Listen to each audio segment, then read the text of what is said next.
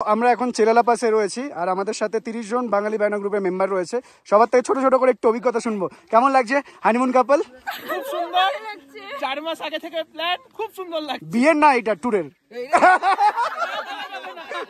আপনাদের কেমন লাগছে? দারুণ দারুণ, খুব এনজয় করছি, খুব এনজয় করছি।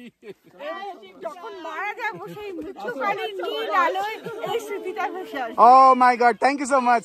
স্যার আপনি? স্যার ডবল প্রোটেকশনে আছে, পঞ্চ পরে আবার ছাতা মাথা দিয়েছে। আবার সুলতানের শাড়ির পঞ্চে, এমনি এমনি না।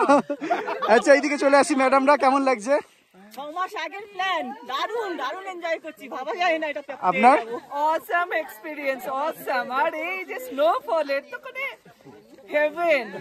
মানে আমরা ভালো না, স্নোফল ভালো শুধু। আরে না, জীবনে যত বেড়ানো তার মধ্যে অন্যতম সুন্দর, সারা জীবনে মনে রাখার মতো অভিজ্ঞতা। Thank you so much. দারুণ লেগেছে। ম্যাম কেমন লাগছে? প্রথম ভুটানে আসা আর প্রথম ভুটানে স্নোফল। গানটা আগের দিন আপনি গেছিলেন না ম্যাডাম গিয়েছিল? আচ্ছা আসছি। আপনাদের কেমন লাগছে?